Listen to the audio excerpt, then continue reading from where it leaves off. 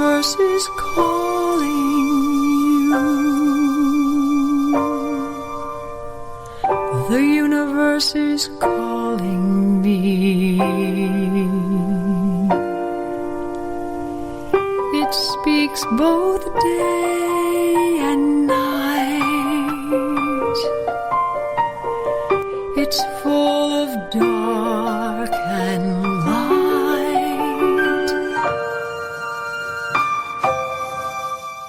Hello and welcome to Sky Tour Radio here on the most magnificent blowtorch, KGRAradio.com. I'm your host, Mark D'Antonio, here with my outstanding co-host, Amanda Curran. Ta-da! Hey, Amanda, what's happening? I'm well. How are you? I'm fine. And also joining us tonight is Daryl Mason. What's up? Our Colorado brother from a different mother. What's going on? Oh, hi, Mark. Just got in a few minutes ago from looking at Jupiter and Saturn, of course. Yes, and I'm going to ask you to talk about that here shortly because that's an amazing sight. Okay. You know, you hi, guys... Amanda. As Daryl says, everything's better with Amanda, and we know that it is true.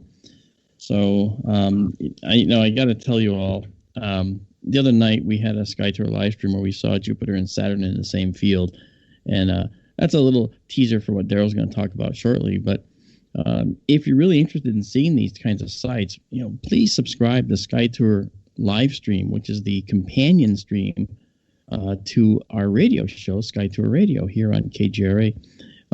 Sky Tour live stream is on YouTube, and it's a clear night journey into the wonders of the deep sky, all courtesy of research-grade telescopes here in our Northwestern Connecticut Observatory, soon to be joined by our Southwestern Arizona Observatory, which is finished and looking really good. It's just waiting for equipment, which is going to be driven out at the end of the month, actually. I've already got a trucking company via a dear good friend who's going to drive it out there for us, all the equipment.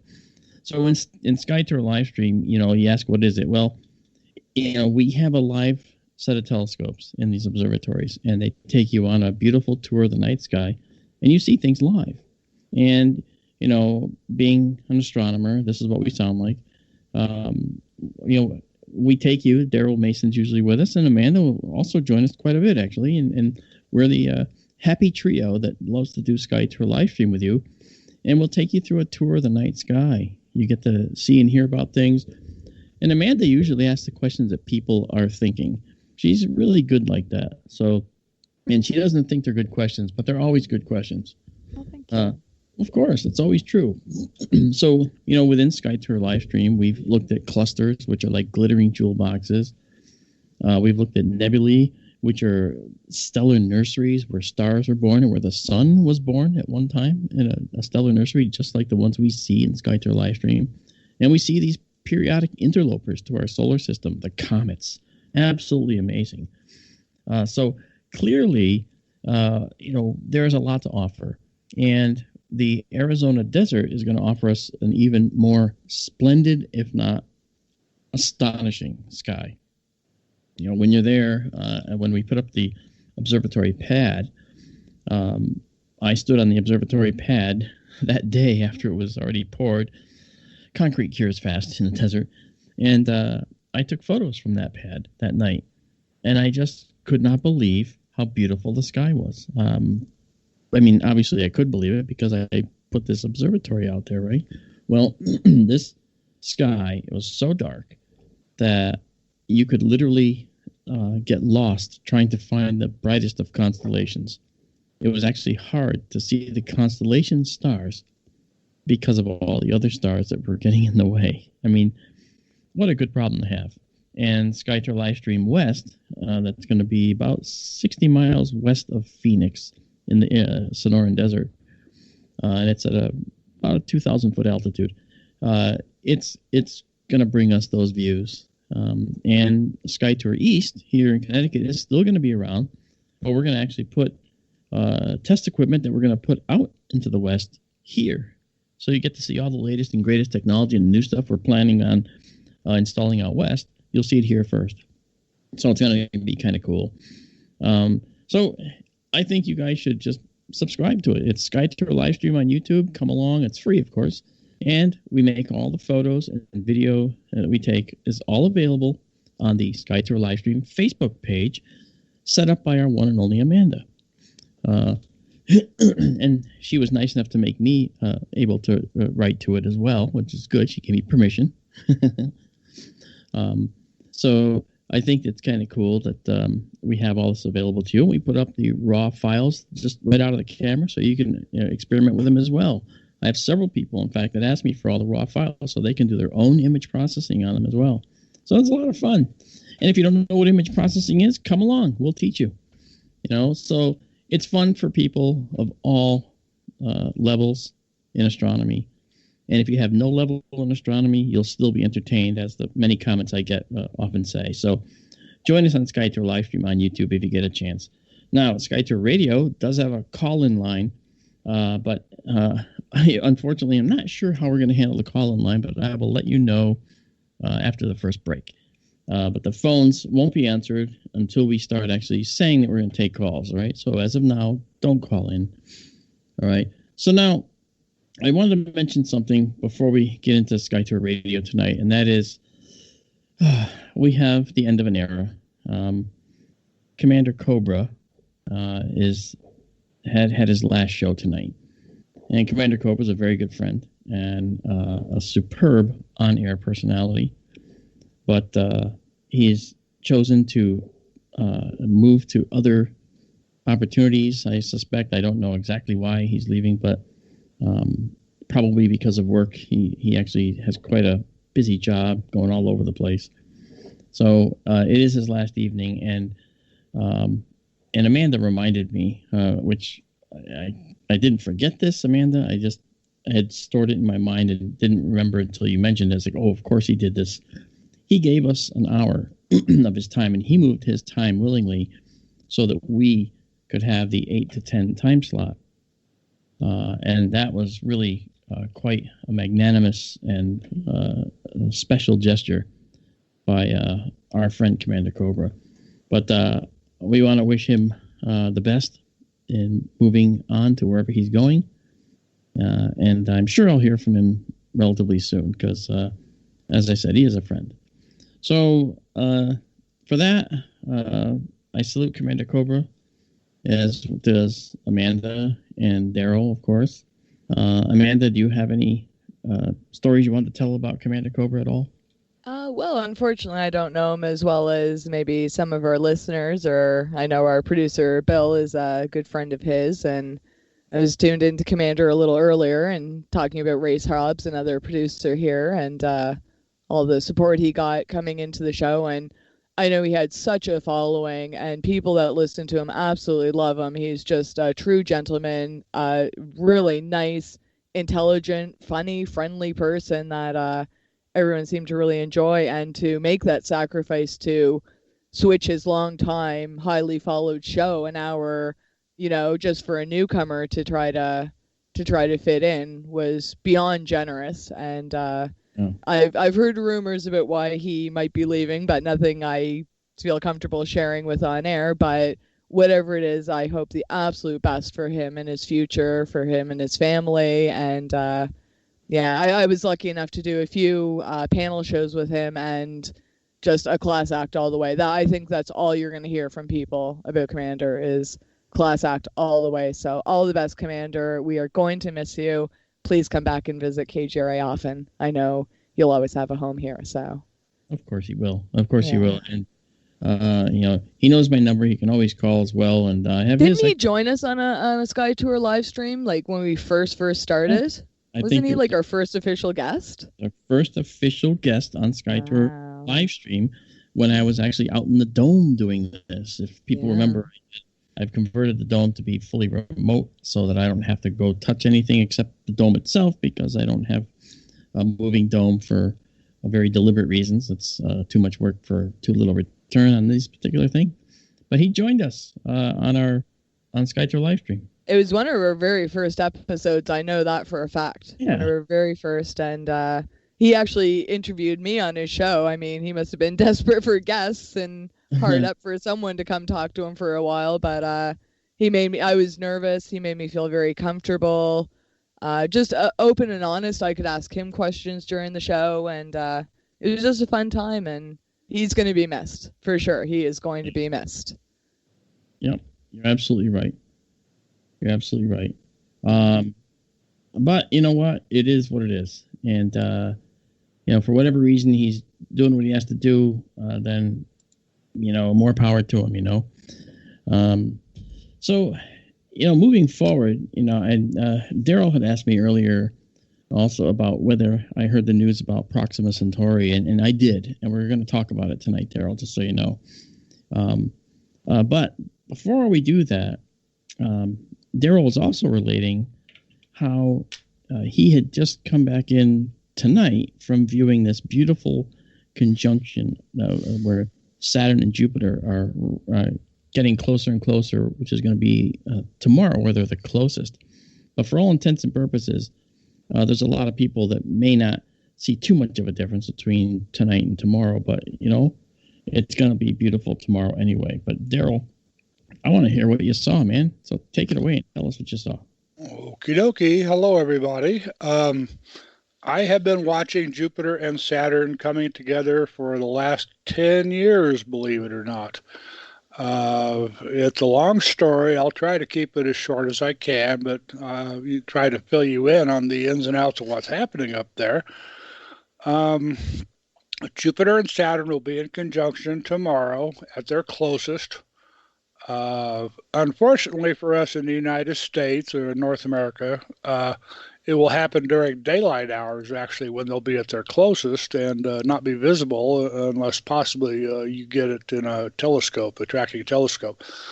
It'll happen during daylight hours, and ultimately, if you got a view tonight, will be much the same as what you will see tomorrow night, because they'll start moving away from each other, or strictly speaking, Jupiter moving away from Saturn already by after sunset tomorrow.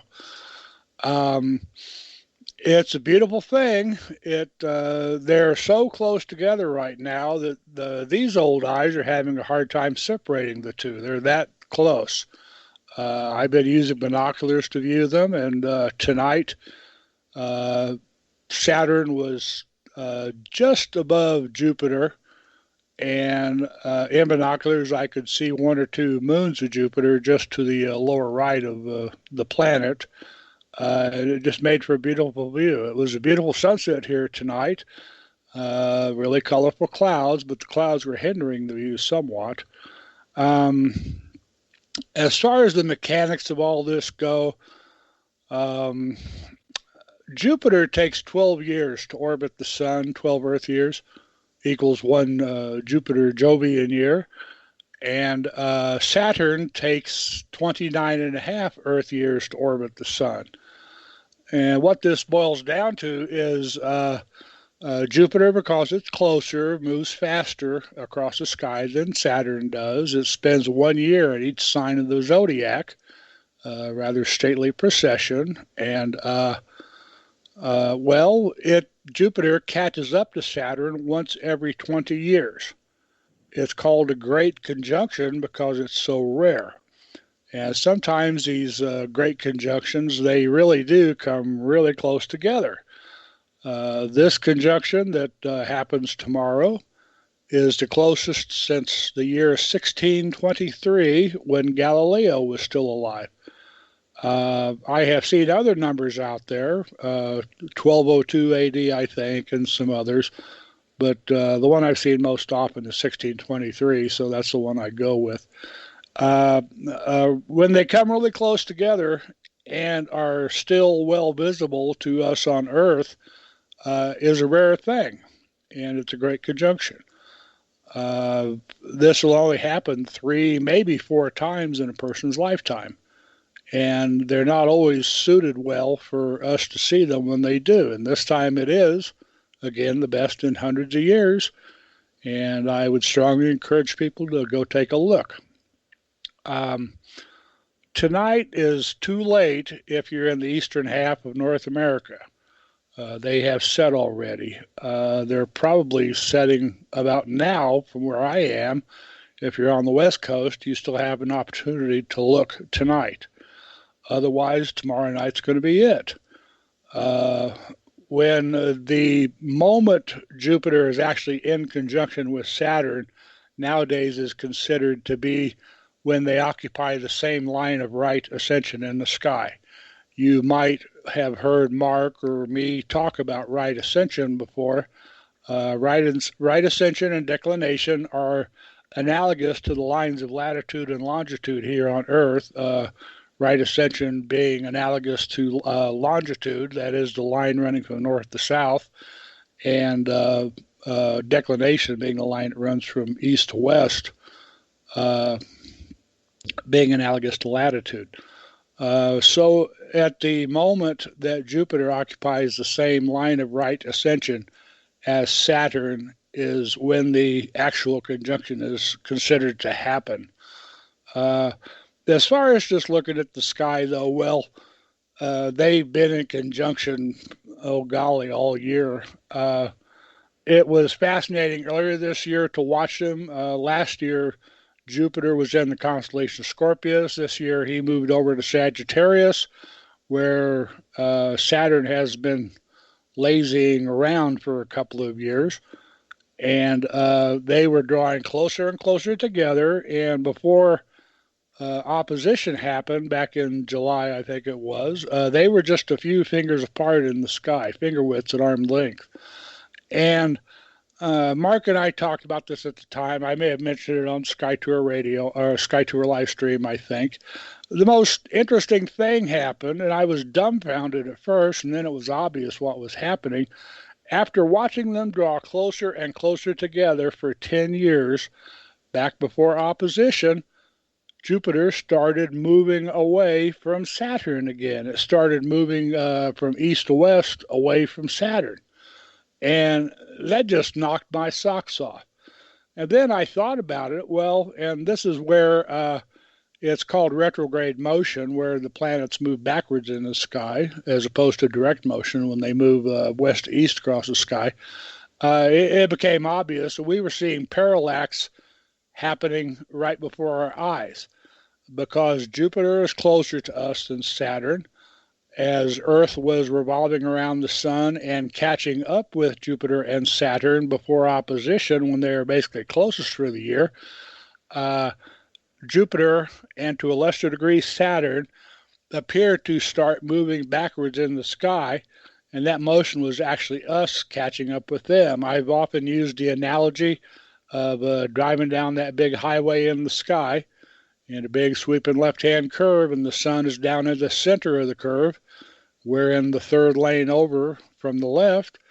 Jupiter's in the fifth lane, and Saturn's in the sixth lane. And it's like when you pass slower traffic in the left-hand lane, that the vehicle you pass appears to move backwards against the background sky or the hills and trees and such if you're on a highway. And the same thing was happening with Jupiter and Saturn. Because Jupiter is closer, it moved more than Saturn did. But I just thought it was amazing to see, after watching them come together for 10 years, all of a sudden Jupiter did a 180 and started moving away from Saturn. Now, that lasted a few months, and then they resumed direct motion in the sky and started moving closer together again, Jupiter catching up again with Saturn. And we're about to see the culmination of that tomorrow. It's a beautiful thing. Mark showed folks on Sky Tour live stream a couple of nights ago, and people seem to really enjoy it. I was out there on the 16th when the moon, a young crescent moon, popped up and joined them. Made for a really pretty view. I tried to take a picture, but was unfortunately unsuccessful. I tried to compose a picture of the neighbor's house across the street with all his Christmas decorations and lights lit up, and the moon, Jupiter, and Saturn were visible just above. But my composition was unsuccessful. I did find a good picture on spaceweather.com, which I shared at the time. And it was just a really super thing to see. That But was the picture from Tucson, right? I'm sorry. Yes, it was from Tucson, Arizona, and it looked very much like what we saw here. It was a very pretty picture. But anyway, the whole thing is going to come to a head tomorrow, and I strongly encourage everybody to go out and see it. You may see Saturn naked eye. It's quite a bit dimmer than Jupiter because it's much farther away. Tomorrow, Jupiter will be about 500 million miles away. Saturn will be twice as far, about 1 billion miles away, and will thus look dimmer. But if you still have sharp eyesight, you should be able to pick out Saturn just above Jupiter. If not, I would encourage you to use binoculars if you have them.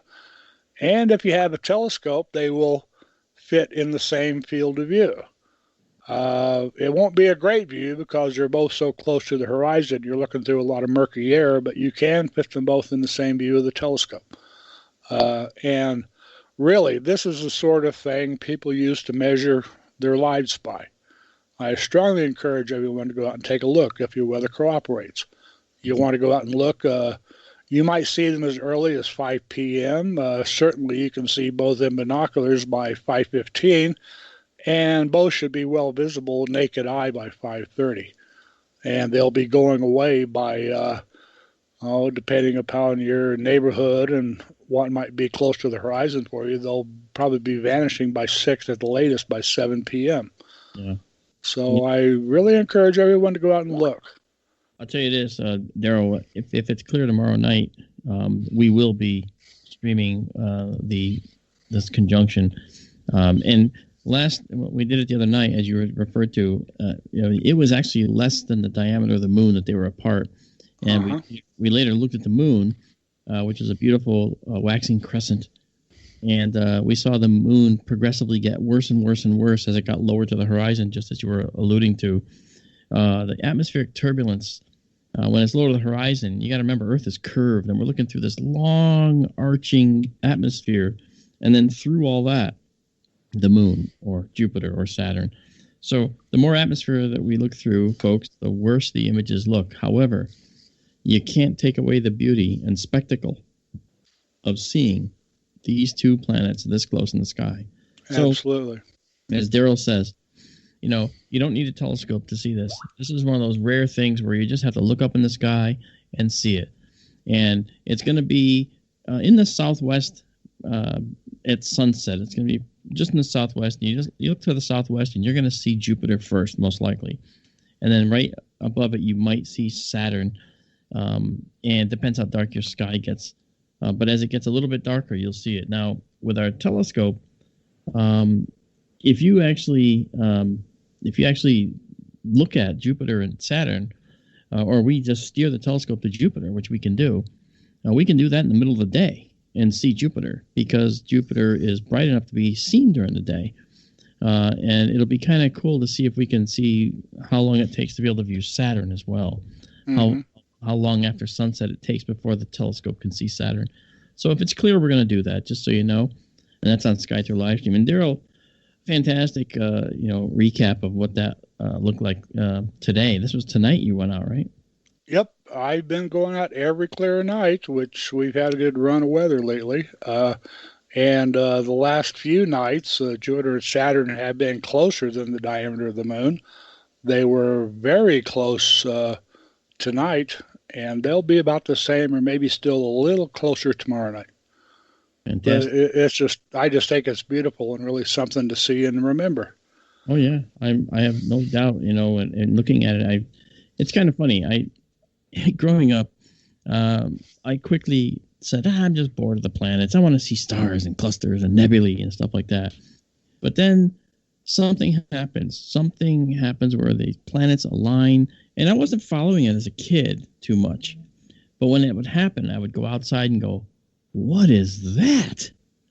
And I just stare at it. And it's like, wow, these two beautiful giant planets just, hovering over Plainville, Connecticut, where I grew up. Yes, the town was Plainville, plain, a plain old ville. And in that town, over the trees, setting on the horizon over a drugstore down the road, I could actually see, the planets at night sometimes, and sometimes they'd be low to the horizon. But man, they were just beautiful. So, don't what Daryl says, okay, folks? What Daryl says. You got to go out and check it out. If not tonight, you have tomorrow night. If you're on the West Coast, you can look at it tonight. If you're on the East Coast, you're going to have to wait till tomorrow or the day after or the day after that. This isn't a one-time event, all right? It's a not a one-night event. I mean, it's going to be available for probably a few days to see a really interesting conjunction of these planets. But we'll have more about this when we come back on Sky Tour Radio here on KGRAradio.com in just a moment. This is Mark, Amanda, and Daryl. We'll be right back.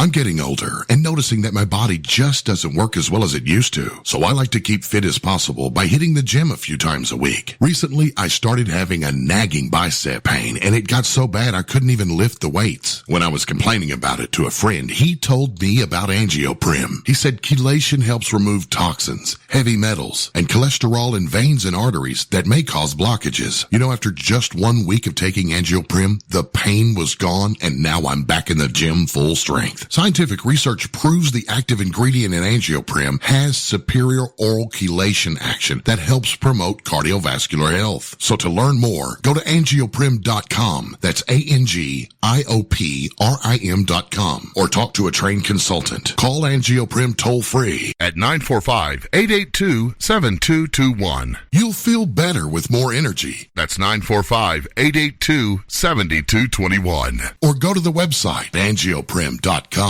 Folks, this is very important information. What's to be said about CBD?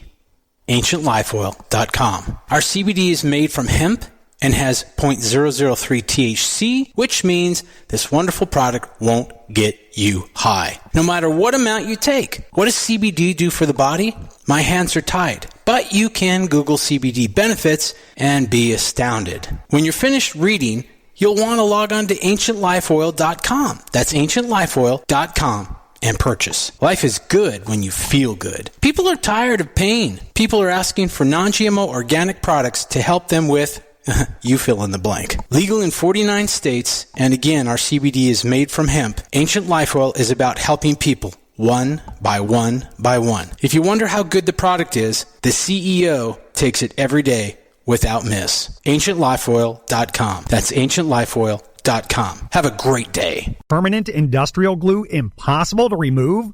Not anymore, because Handyman Formula by D-Bond is a patented chemical adhesive remover. It's used in the building and home maintenance industry, but now it's available for your home use, for your DIY projects.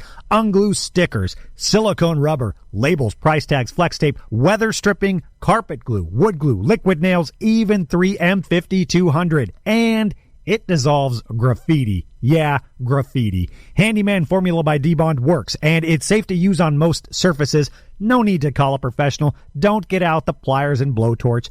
Just apply a little Handyman Formula by D-Bond and wait 90 seconds, then quickly and easily pull the items apart.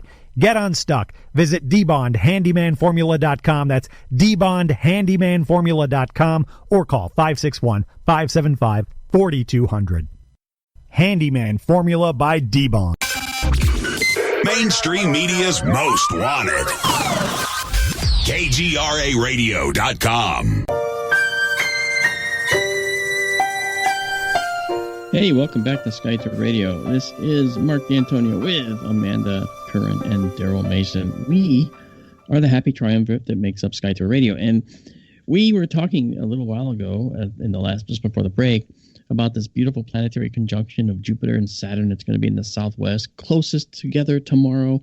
They'll be 1/10 of a degree apart. That's what that is if you hold out your hand with your fingers outstretched, the pinky finger, if you slice that into 10 parts, it's 1/10 of your pinky finger, just about in size, if they're going to be close together. That's pretty close for in the sky. All right. And, Amanda has made a comment earlier about the planets because since we're talking about it, and I thought it was a very prescient comment, and I'd like her to repeat it for all of you. So, Amanda, if you could just tell them what you said before. If I can remember. No, I find this an interesting conversation because and we were talking about it off air, and Daryl reminded me planet means wanderer, and back in the day, people used to kind of rule their life by this and measure their life according to the stars and the planets and whatnot, and I think we've lost a lot of that. So I find people, and I was this way before I started getting involved in this show, like, we know the planets are out there and they're doing their own thing, but we don't really think about how they interact with us and other planets until something like a conjunction happens. And you see, like, even this randomness sometimes has like patterns and repetition, and with everyone staring down at their cell phones all the time. And I think we've lost that in the last 100 or 2 years. And it's just nice that this is a little reminder that there's a lot more out there than we might be aware of or think about. But it's a nice little moment to say, wow, how small are we when all this is going on. So it's just interesting. And I hope if you guys get a chance out there that you do get to check this out. Yeah, well, but ultimately, I mean, this is what it's all about. This is the beauty, the poetry of the sky. Yeah. This is what makes the world go round, and it's a sad comment that most people don't care anymore. Well, there are still some that do, though. True, and one of the reasons why people don't care a lot is because their lives are filled with so much extraneous light. All right. Yeah. And we talk about light pollution quite a bit. As a matter of fact, when we talked about SkyTour Livestream West, we talked about how the fact that there's very little light pollution out in the desert is such an amazing thing. It becomes a very emotionally charged view when you look through a telescope in the desert. In an eyepiece, for instance, you can even barely see, or a camera lens where you can barely look into the finder because you can't quite see it in the dark. And you actually realize, oh, look at what I'm looking at. This is so far and away beyond anything I've ever seen. And so when people live in suburbs, even where there's, street lights and stuff like that, and they look up, they see a couple of stars and maybe the planets, which stand out brighter than any stars to most people. So that's why such a conjunction becomes a big thing, because they don't have the dark skies to see how incredible the stars might look also.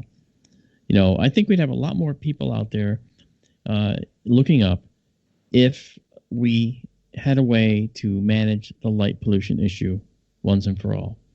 And I know a lot of towns do that. Most of the towns in Arizona actually have to comply with dark sky laws. They have to have shielded lights that only aim the light down and not up into the sky.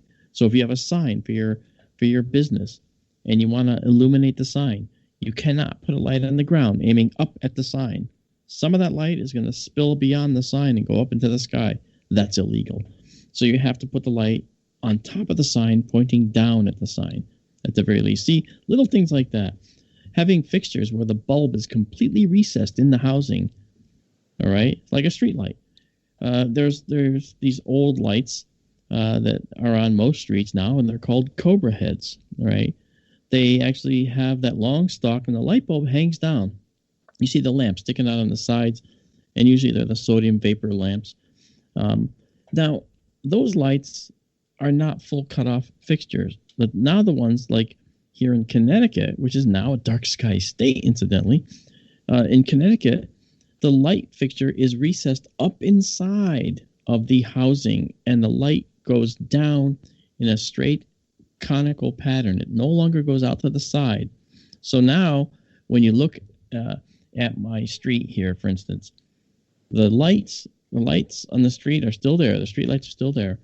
However, now you can no longer see the trees on the side of the road illuminated by the light. Now you just see the road. Now that presents its own problems, because now those lights aiming down, that light reflects up off the road. If it didn't, you wouldn't see it, right? So obviously that puts light into the sky. So you still have light pollution, but it's diminished quite substantially because of the full cutoff fixtures. And Connecticut, believe it or not, little Connecticut, has dark sky laws because of the fact that there are really some observatories in this state. In fact, the one that I did a lot of my research in, Van Vleck Observatory in Middletown, Connecticut, I actually worked in the parallax program there. And that observatory and its former director, who unfortunately has passed away, has pioneered and championed dark sky laws for the state. And he won. So I think that leaves a beautiful legacy for our children's children and so forth, that the skies of Connecticut are actually going to get darker. And since 2012, I've noticed that my location here has actually become darker than it was before. And that's with more businesses moving in. They all have to comply with the lighting rules, so those lights are all facing down. And when street lights go bad, they are replaced with full cutoff fixtures. So little by little, all those Cobra head fixtures, of which you can still see some in the distance here around where I live, are being replaced by full cutoff fixtures. And as Daryl knows, that presents yet another problem. Yes, the sky is darker. However, the reflected light that you do get in the sky is now something called broadband. It's not just those orange sodium vapor lamps. You know, Daryl and I have talked about this. Now we end up having what's called LED lighting. And the LED lighting is a broad spectrum. Well, how do you filter that out? It's almost impossible. So we use what are called narrowband filters. You know what I'm talking about, Daryl? Oh, yeah. When I bought my house, I'm way over on the east side of town. It used to be close to the edge of town. I could see the Milky Way from my yard. I no longer can. I haven't been able to for a long time as the town has grown up around me. I have done this myself. All the way back in the late 90s, you could drive out to the Kansas border straight east from me, 150 miles, turn around and look toward Colorado Springs, where I live, and Denver, which is bigger and worse, and you can see the light domes over all the towns on the Front Range of Colorado from 150 or 200 miles away. Which is shameful. It's all wasted energy. That's just millions of dollars up in smoke, literally. Well, those light domes have only gotten worse in the meantime here. In my location, they have lighting codes on the books. They're not well enforced, and they usually do it after the fact. That is, you can get away with putting up any bad light you want, and they'll leave it unless somebody complains about it. But, that's the whole... easier to ask forgiveness and permission thing. So a lot of people get away with a lot of bad lighting. And here, the light dome used to be that sick baby aspirin orange color, and now it's turned white with LED lighting. And it's just obvious and ugly and bright and just washes the sky out. And again, most people just don't care. I talk about this sometimes, certain internet forums, and people ridicule me for pointing it out. And these people tend to be recent transplants from the state of Colorado. It's called the Californication of Colorado. They've just never known any better. Colorado, once upon a time, its night skies were pristine. They were as much a resource as mountains and snows and pine trees were. And it's rapidly getting to the point where that's no longer the case here. And I just think that is terribly sad. Well, it's also true, Daryl, that a dark night sky has actually been recognized as a true ecosystem. Oh, yeah. And as a true ecosystem, a dark night sky has both psychological benefits and other benefits on human beings. So they're on wildlife. And well, especially the wildlife. Yeah, you're absolutely right. So clearly, urban sprawl ruins the night sky, but there's no reason it really has to. Because the lights could go where they belong. The other thing is, the lights that used to be those sickening, as you said, the baby aspirin orange colored lights. Those are lower high pressure sodium vapor lamps, low pressure sodium vapor lamps. Yeah. And see, we had filters in astronomy so we could completely remove the glow from those lights from our photographs or from even looking through a telescope. We could completely remove that sodium pollution, sodium light pollution from our spectrum, because that's what they had. They were primarily this yellow bands of sodium that they were giving out, and we could get rid of that. And the nice thing about that is many of the nebulae are this beautiful red color, not the sodium red, not the sodium vapor lamp color. So we could see the nebulae a lot clearer. Now, with the pollution and with the LEDs, now we're seeing a blue cast to all of our photos, as most people in SkyTour Livestream can tell. However, we're using narrowband filters, which really take tiny slots and only allow in the good light as opposed to the bad light, And so the good light that wants to come in, we hope can overwhelm the bad light. Now, depending on the two factors we care about in astronomy, the transparency and the seeing.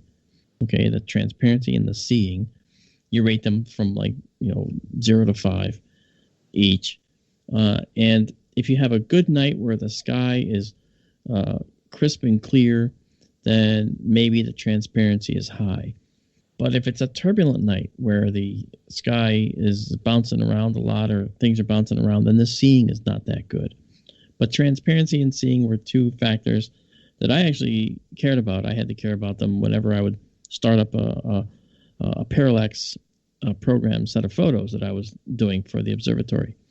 And so I would always mark the transparency and the seeing, and then I would start to do my work. Well, back when I was doing that work, the sky had a lot of sodium vapor lamp pollution, and we could actually work around that with filters back then. Now, with the LED pollution, the sky is better in terms of light pollution, but worse in terms of the ability to capture faint objects in the same location, because now it's polluted with this blue, and there's no narrowband filters being used there. So it's a really odd, it's like, be careful what you wish for. I want full cutoff fixtures, but no one said anything about the fact that these full cutoff fixtures are going to cost so much less because they're LEDs. That's the problem. And unfortunately, there's really no end in sight because so we're going to have to deal with LEDs. So the only thing we can do is, I don't know, maybe move to the desert. Hey, wait, we are. And that's going to be helpful, but what you say, Daryl, is a big problem, huge problem. Now, for Amanda, she lives up in Nova Scotia somewhere. Okay. What do your skies look like at night, Amanda? Can you see Milky Way? No. Anytime there's anything of interest going on in the sky, it's either raining or snowing or just cloudy. So that's why I come to SkyTour Livestream on YouTube. So I can check out the night sky and see what I'm looking at and have someone point out what exactly I'm looking at. So, yeah. Well, I guess where you live, it's kind of a turbulent weather arena up there, huh? Yeah. Well, I mean, the skies are nice and clear because, where I specifically live, it's a very dark area, very clear skies. In the summer, you can see millions of stars. But if there's an eclipse, a conjunction, a meteor shower, anything really rare and of interest that I want to see, then it's cloudy. Okay. There was some kind of weather. So then don't ever, ever, ever buy a telescope, or you're going to ruin it for everybody over there, because then the sky is just going to be cloudy. Yeah. Because they know. They can tell when you're going out to the dome. They all show up to congregate, and they know. That's right. The universe plots against us. Well, the other night, not this most recent one, but one of the other nights, I was actually starting a stream. I went outside. It was perfectly clear. Remember that, Daryl? You were there with us, I believe, and Amanda, I don't know if you were. Yes, I remember. Yeah, and I came back in and I took a picture and I went, that looks like a cloud. I had started the stream 15 minutes earlier. It was beautiful. Not a cloud in the sky. I went outside and I felt like I had been transported like with missing time or something. If it wasn't for the fact that the stream was tallying the time, I would have thought I actually had missing time. You know, because the sky was totally cloudy. Totally cloudy. I've been there when it's happened before, more than once. Yeah, you have. It's like, how in the world did that happen? How in the world did that happen? It's The like, clouds subscribed to Sky Tour live stream too. Right. They Yeah. got the notification and they all came rushing in. you know, we should tell the clouds, you can take that notification bell off. It's no problem. Yeah. And Watch it in archives, not live. Yeah, watch it in the archives. That's right. Yeah, that's very funny. Yeah, see, Amanda, you have a good sense of humor, you know. I'm a funny person. You know? So, you know, I also, there was something else I want to talk about too tonight, which I think is really cool. And to sum it up, basically, it comes down to, is there intelligence at Alpha Centauri or something else? And Daryl, you're aware of the story. I know you are because you asked me if I was aware of it. But little did you know, I actually had prepared an entire segment on it. So, you know, if you know about it, feel free to interrupt me and jump in where you want. You have every right to, okay? Okay. All right. So, so what it was, you know, the stories, you know, in the press, they're kind of misleading a little bit. But they basically had said, you know, alien hunters find a mysterious signal from Alpha Centauri, from Proxima Centauri in particular. And so this was from the Parkes Radio Telescope in Australia. Now, the Parkes Radio Telescope is a big steerable dish. Remember when we talked about radio telescopes? And that's, you know, one of the radio telescopes that's, you know, has a lot of accomplishments in its own right. And this beautiful dish is part of a project called the Breakthrough Listen Project. Breakthrough Listen.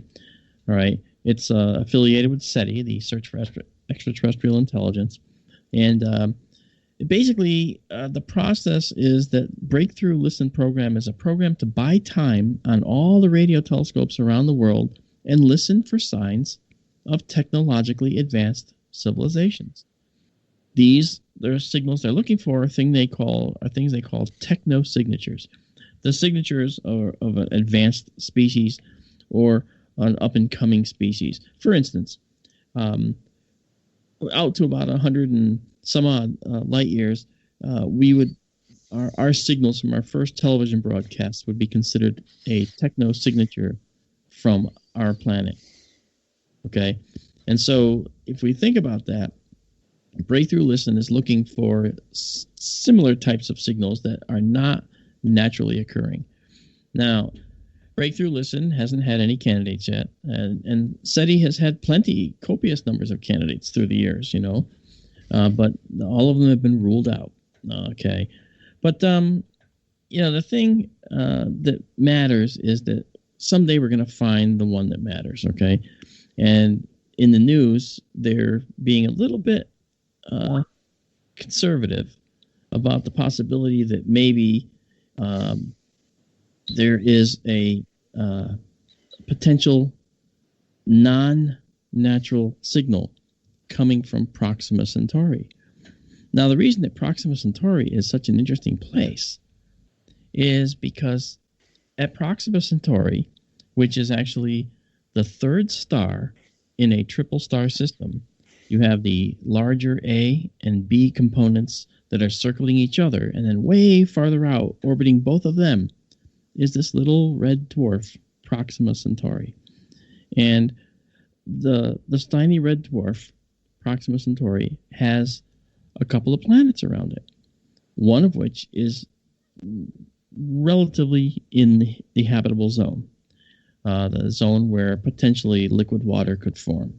Not really quite certain about that, but that's the initial indication so far. Well, that said, this particular location, there seemed to be a radio signal coming from it.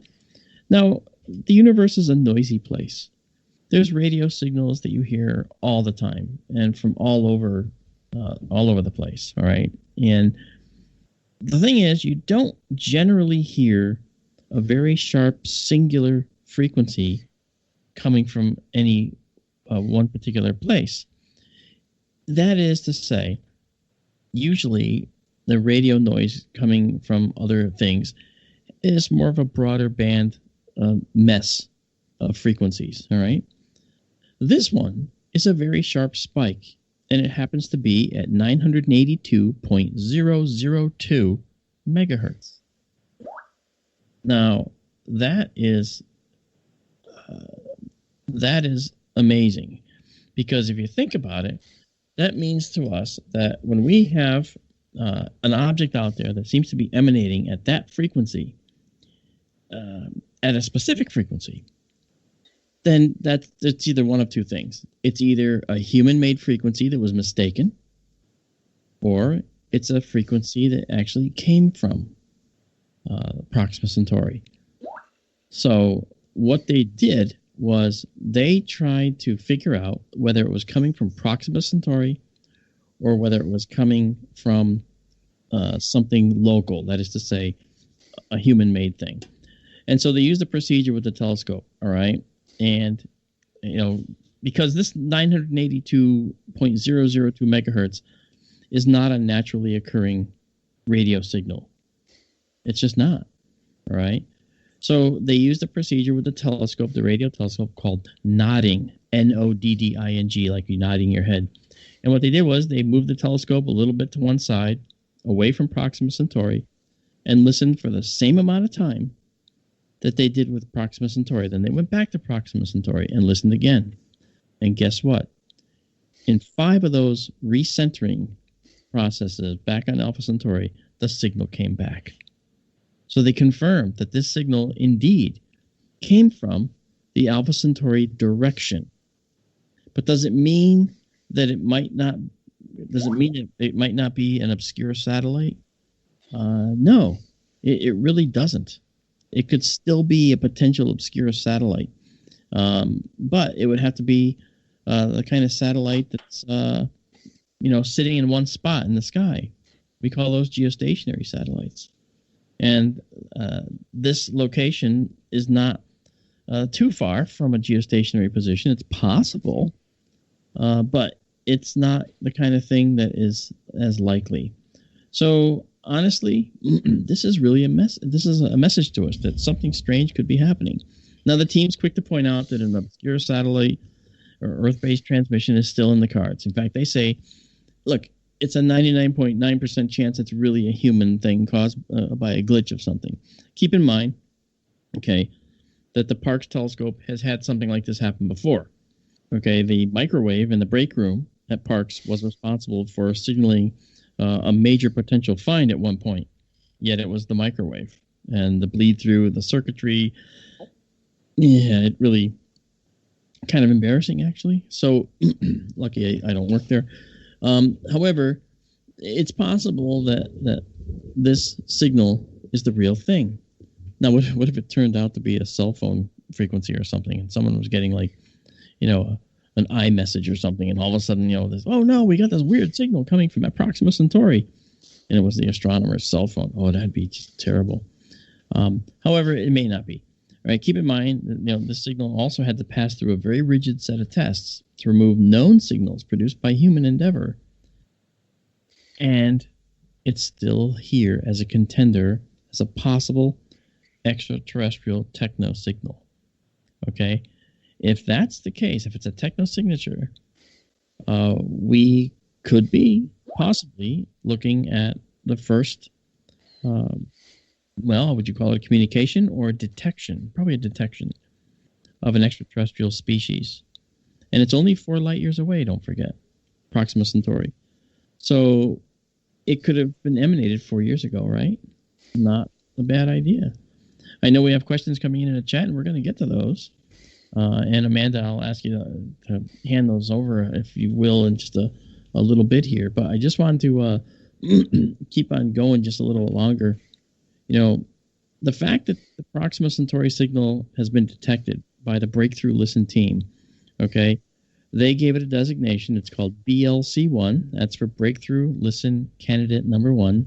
It's the only one so far. But here's the other thing that's curious about it. As quickly as it was found, it vanished. Now, if it's to become a true extraterrestrial signal, we would need confirmation, right? Our telescopes await Okay, our telescopes await. Now, you know about the WOW signal. Daryl, you remember the year of the WOW signal, right? Oh, yeah. Yeah. That was one of the signals that turned astronomy on its ear. They still don't have an adequate explanation for it. I was actually on a show just a little earlier tonight with an astrophysicist and another couple of scientists, and we actually talked about this particular signal, not the WOW, but the Proxima signal. And the things we were missing are how powerful was the signal. We need to know how powerful it was, because then that can tell us a little bit more about whether it might have been some type of natural, but hitherto unknown process that might have been causing it. So it's really just an amazing world, an amazing universe, and we always get these wrenches thrown at us, don't we? You might remember that we had during the time of the WOW signal. Okay, not too far from that time, we also used Arecibo to send out a message. Okay, Arecibo's message going out to Messier 13, a globular cluster, was an attempt to just show and demonstrate that we could send out a signal. It didn't necessarily mean we were expecting an answer. Okay. Well, it's many thousands of light years away, so I don't know how they could expect to. Yeah, we'd never know anyway. No, they didn't expect an answer. I mean, it's still 22,000 years from getting there. Never mind getting back. And once it gets there, who knows how it's going to be attenuated, meaning dimmed and reduced in intensity. So there's a lot, going on. So tonight's show is actually going to focus on radio astronomy a little bit more, and we'll take that. We're going to basically take that to the bank and talk about radio astronomy just a little bit more. And I know that we all know. In fact, we've talked about this before. We know about the radio spectrum, and we're going to talk about that in just a few minutes. All right, but right now, why don't you just listen to these ads, and we'll be right back. This is Mark with Amanda and Daryl with SkyTour Radio and KGRARadio.com. Be right back.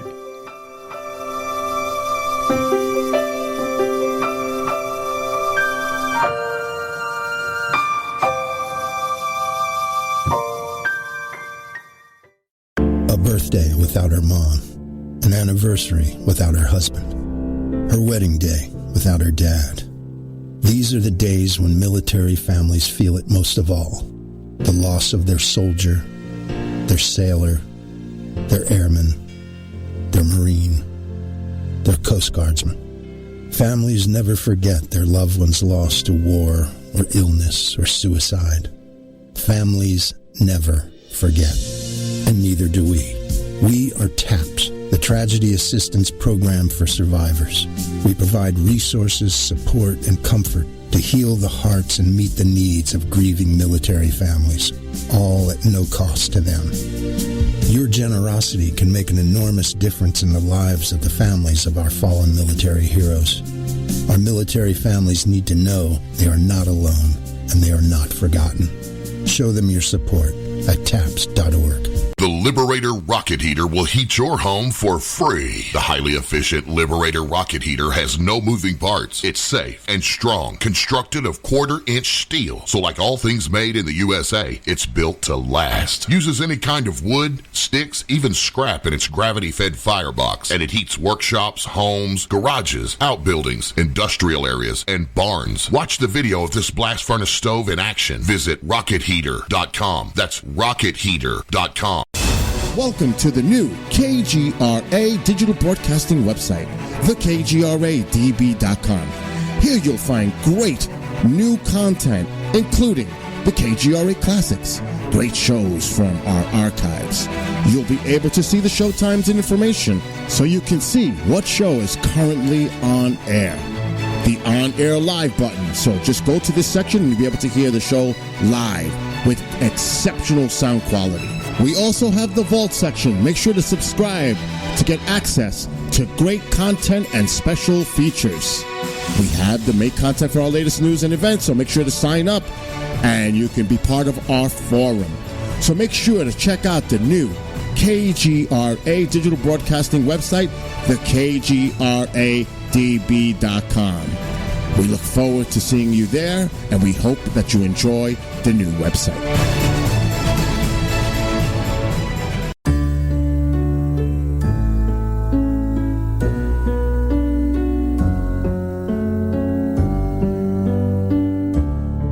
This is Bill Skywatcher, producer at KGRADB.com. I'd like to wish all our listeners and viewers a Merry Christmas and Happy New Year. We look forward to seeing you all in 2021. Have a safe and wonderful holiday season.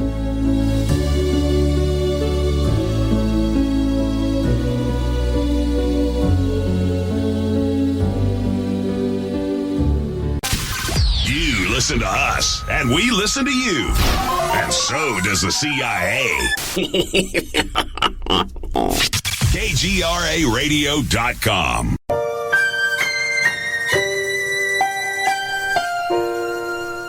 Wait, is this Sky Tour Radio? Holy cow, it is. Hey guys, welcome back. This is Mark. I have Amanda and Daryl with me. The happy triumvirate with Sky Tour Radio. We just love bringing you the news of astronomy from around the world and across the technological barriers that prevent us from understanding. And the whole idea is to help you understand better by giving you a really concise and easy to understand language in which to speak about this technology. It gets really hard sometimes. And especially when someone says, well, what frequency was that signal coming in at? And what was the amplitude of that wave? And now you have to explain frequency, amplitude, and waves to people before you can start to answer the question. That's how I view things. And I don't want to leave anyone behind, so I tend to do that. So I might get a little wordy at times, but you got to pardon me for that, because it tends to be a sign of being complete, I hope. So I know that while we were waiting, there's a few questions, but before we go to those, I just want to clarify something that Daryl pointed out just a moment ago in the break. He said that he wasn't sure that I clarified that Proxima Centauri is actually the closest star to the sun. Okay. And that, as he rightly said, is why the allure of there possibly being a radio signal coming from the closest star to the sun is so powerful. And it really is a powerful allure. Daryl, thank you for that, by the way. I as an astronomer, sometimes I forget that there's some things that just need to be said, and I did not remember to say that. So thank you. No worries. So, Amanda, I know that we had some questions come in. In fact, I think all of the folks heard the questions coming in. Hopefully we've taken care of that by now, but we'll see. If you could just pick up the questions and hand them off to us, that would be great. Yeah, well, we have a few here. You can answer them. You go right ahead. I mean, I'm happy to let you answer them. You're an astronomer now. Oh, well, the first one is actually directed specifically at you and Daryl. And I guess since you're actually astronomers that have telescopes and do this kind of thing, it would apply much more to you guys than me. Libertas wants to know if either of you have been impacted by the light from the Starlink internet satellites yet. If so, what happened? How did you resolve that? I'm going to say one thing, and I'm going to let Daryl finish because I know what he's going to say, and I want him to. I have not, but I'll tell you about that in a minute. Now, Daryl, go ahead and tell what you're going to say. Define impacted. I have seen them, certainly. I have seen the close together trains of Starlink satellites. They haven't impacted me personally. I mean, I don't do imaging, so they haven't shown up on any photographs I didn't take. But I have absolutely seen them. It was neat to see the first time or two. They were running a few seconds apart across the sky, pretty close together, and it was neat to see. But hey, you see it once or twice, and I think you've seen enough of it. Yeah. I fear for the future of our sky. Well, you know what though, and now I'll give my perspective, because I've never seen a Starlink satellite train going across the sky. I've wanted to. I've seen videos of it. In fact, as the Mutual UFO Network's chief photo and video analyst, I've got images and videos saying, look, a large UFO. You know, look at it. It's a long string with lights on it. No, those are actually separate satellites. No satellites work that way. Starlink satellites. This is right after their launch. And what happens is over several orbits, they space apart from each other and take up their new orbital location. And it takes some time. Well, the videos are impressive. I'd love to see it in real life. However, yes, as Daryl says, they are additional lights in the sky that astronomy has to deal with. Effectively, they would make a streak on your photo. If you were taking a long, deep photo of, say, the Orion Nebula, which our Sky Tour live stream viewers are such big fans of, you would see streaks running through it. And no one wants that. So what do? Well, you have to have specific data that tells you when those satellites are going to be there, and then you take the photographs when they're not there. Now, but see, it's a mixed blessing, and I'll tell you why.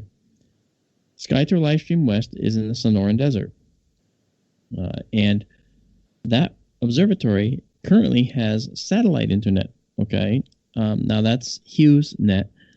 But the speeds, the upload speeds, are going to make it very difficult for us to do all the same things that we do from here. All right? We're still going to be able to go forward and move forward and do it. But we're not going to be able to do it with the same level of delivery. We're going to have to tone down some of the things that I do during the stream, okay, technologically. However, an additional problem that we have is that the speed that you are sending data up to the satellite is what we care about. We don't care about the download speed, which is what the satellite internet folks do.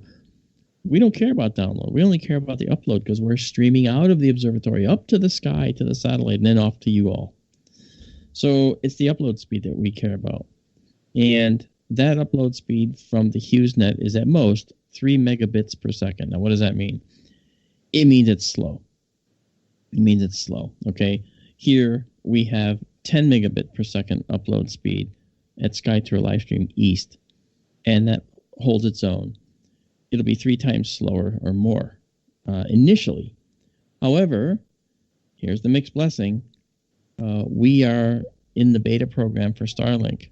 So I put us into that program a while ago, and when it becomes available, we're going to get upload speeds of 40 megabits per second, which is far higher than here by 4 times. And that's... You turncoat, you. I know, right? But keep in mind that there's going to be a benefit to everybody for this.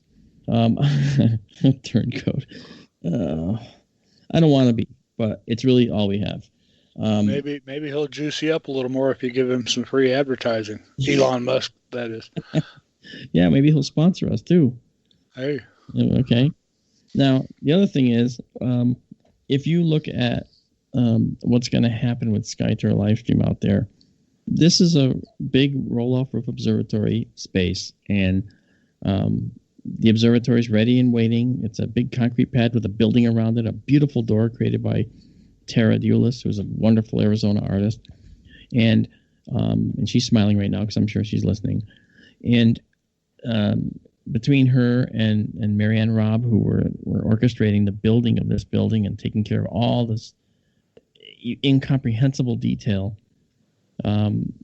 thanks to them, this is a reality. And I have yet to see the building. I've only seen it in video. And so what we're going to do is this space is going to actually house 3 telescopes. The first one is going to be SkyTour Livestream West. The second one is going to be another one from another big streaming group. And until I get the final word, I keep saying that, I won't tell you who it is, although I have said it on the stream. And then the third pier, these are all permanent piers that we're putting in. The third pier is actually going to be a wide field system that we're going to put in of our own. So there's going to be 2 SkyTour West telescopes in that building. One's going to be a regular telescope to look at things nice and magnified, and the other is going to be a beautiful wide field scope that's going to be able to capture imagery of huge expanses of the sky, which is going to really be beautiful. I've done it here with that scope as well. And even here, the results are outstanding. So I am literally, I'm shaking. I'm so anxious to put these in. And everybody who knows me knows what that's all about. So, but the one thing I'm not going to put in is a radio telescope and, or a radio array. Now, I could. In fact, I was thinking of adding a special radio that just listens to meteors. Because when a meteor comes in, there are still some very large terrestrial radio towers, in Canada, up where you are, Amanda, and other places, and they broadcast to the world. Okay, they have a huge reach. So down in Arizona, if we actually aim a signal in a certain direction, when a meteor comes into the atmosphere, it ionizes the air that it's going through, and this disrupts the radio signal coming from these transmission towers. And you'll actually hear it on your radio, a special meteor radio, and it sounds like a whistle. It goes, or it's an interesting sound. And so you can actually hear meteors entering the atmosphere as long as they're disrupting that signal. And from Arizona, we've got thousands of miles of space between us and the radio signals to be interruptible. So it would be pretty cool for that. Out here, we're going to install another telescope that's going to be able to take spectra of the stars. And if you're interested in learning about how you identify what's in a star or in a planet's atmosphere, well, then, you'll be able to do that here as well. So in terms of the radio spectrum, you guys, this really comes back to asking a question. Again, this is in the post-Arecibo observatory world, because Arecibo came crashing down, and there's some really terrifying video of watching the Arecibo towers collapsing, and the large Gregorian dome in the middle, and the truss just crashing into the dish, smashing everything to pieces and ending the era of Arecibo.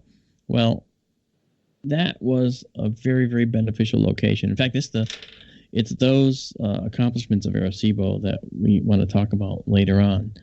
But just remember the radio spectrum. What is it? Unlike visible light, which we can see, and visible light runs from red, orange, yellow, through blue, through green, through blue, indigo, and violet. So it's like Roy G. Biv, if you want to think of it that way. Red, orange, yellow, G for green, and then blue, indigo, violet, Biv. Okay. Well, on the other end of the Biv, okay, you've got the more purple light, so to speak. That's higher frequency light.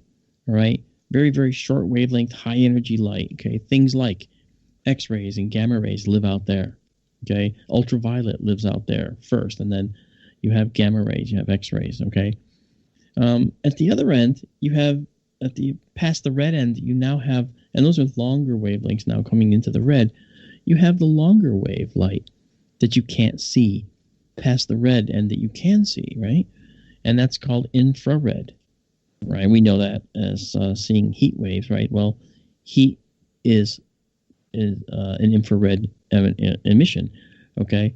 And so when we look at the infrared, you go past that and you get into what are called microwaves. And then beyond that, and they kind of overlap at each other, you're in the true radio realm, right? And they're really the longest waves of the electromagnetic spectrum when you're going into the radio spectrum, right? And they range from a length of like 0.04 inches, which is about a millimeter and slightly below, to more than 62 miles or 100 kilometers, right, in length, a single wave. Now, that's why when we hear talk about radio telescopes that are looking in the millimeter frequencies or sub-millimeter frequencies, frequencies, it can sound confusing, all right? Because the millimeter length is that 0.04 inch radio wave wavelength. Okay, crest to crest in one of these little sine wave type waves, the distance is 0.04 inches. I know that still sounds small to a lot of people, okay? But keeping in mind that the visible light is way, way shorter than that by far. In fact, you don't even talk about it in terms of millimeters. You talk about it in terms of nanometers, okay? Billionths of meters in terms of that. So that's a huge, huge difference in size for these radio waves versus the regular light waves.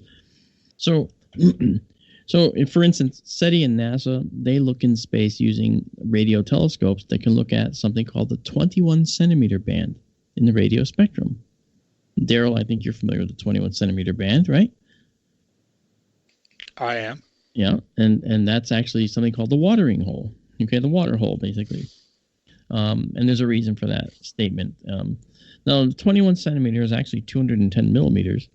So there's 10 millimeters per centimeter, right? So you basically convert it to the most logical unit, right? So it's a 21 centimeter band we're talking about. A little over 8 inches. Yeah. So here we see, that the 21 centimeter band is often used by radio astronomers. Now, why is that? Well, the reason is because it's remarkably absent of other noise of the universe. So if there is a civilization out there, then perhaps they would use this little well of emptiness in the radio spectrum to communicate. That was the thinking. Okay.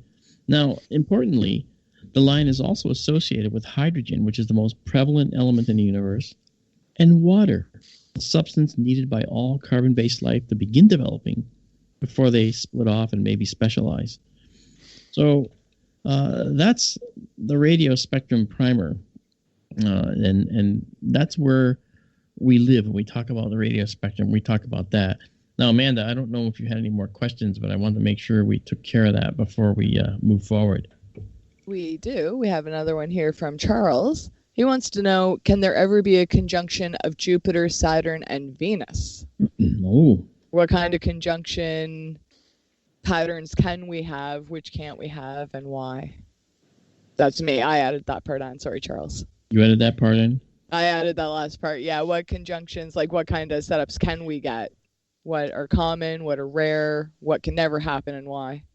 If you know. Well, I would think that I would like to turn this over to our planetary master, Daryl. What do you have to say? You would. Well, I want to say I have seen them.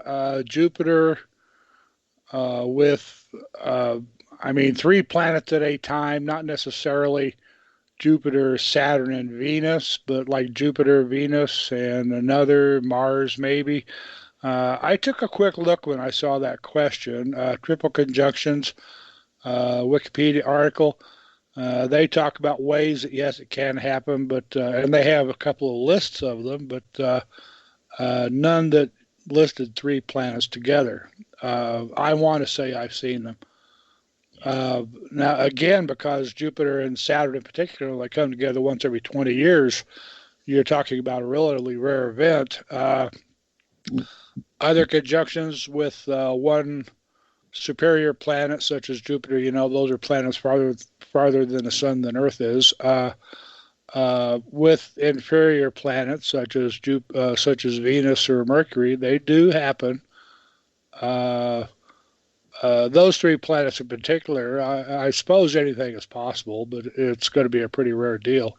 Yeah. I have a question on that. If it is one of the, did you say interior or inferior planets, like Mercury and Venus? Yes. If they lined up with something on the outside, would that not mean Earth by default has to be affected as well? Would we have to be lined up as well, or does Earth not count? Well, they would be lined up from our point of view, certainly. So then we'd be in the lineup too, in essence. Yeah, and this is what's called an example of what's called syzygy, which I mentioned before. It's one of my favorite words. Yeah. It's when 3 objects form a straight or nearly straight line in space. Syzygy happens when there is a solar or lunar eclipse, as seen from Earth, that, the sun, Earth, and moon are lined up one way or another, 3 objects in a straight line. Is Earth lined up with Jupiter and Saturn right now? Are we in a synergy right now? You could say that, yes. because they're lined up from our point of view. Mm-hmm. And it's a syzygy, not synergy, Amanda. I mean, Yeah. SYZYGY. Yes. In fact, a better example of syzygy happened, a classic one, was when they were at opposition back in July. Jupiter and Saturn are only a week apart from each planet's opposition. July 13th comes to mind, and then Saturn was a week later, I believe, on the 20th of July. That's when, if you do the sun on a piece of paper, and then you do two more dots in a straight line to one side, one being Earth and the one farthest out being Jupiter, and the fourth one out being Saturn, well, there you have a syzygy. Nice. Hope that answered your question, Charles. Daryl, if you want to send me that link from Wikipedia, I'll throw it in Discord for people. Okay, I closed it. Let me find it again. I'll send it to you. Well, that's fantastic. Yeah. So we all set on questions so far? So far, but if people in Discord want to keep posting them, I will definitely get them to our hosts. Fantastic. Thank you. And when we talk about the radio telescope world, you can't go too far without talking about something called very long baseline interferometry. And people scratch their heads and say, what? It's like, well, VLBI is a technique where they use multiple dishes or arrays of these radio telescopes that independently gather data but centrally process it to make massive resolution images. So a lot of these steerable dishes and arrays in 2017 were used to form one logical telescope. And this created a revolutionary addition to radio astronomy. Now, you might say, well, if you can't see the light coming from these objects, how can you turn them into an image that you can see? Well, that's what happens when you take radio imagery or radio data, and then you say, okay, for this intensity, assign it a color and make it this color, or make it this light. All right. So you convert it to look like a visible object, and you get beautiful maps that you can see what's going on very clearly visually. And that's the beauty of it, even though radio light is going to be forever invisible to us. All right. So this combination of radio telescopes that were used together came to be known as the Event Horizon Telescope. Now, there's folks out there in the audience going, oh, I've heard of this.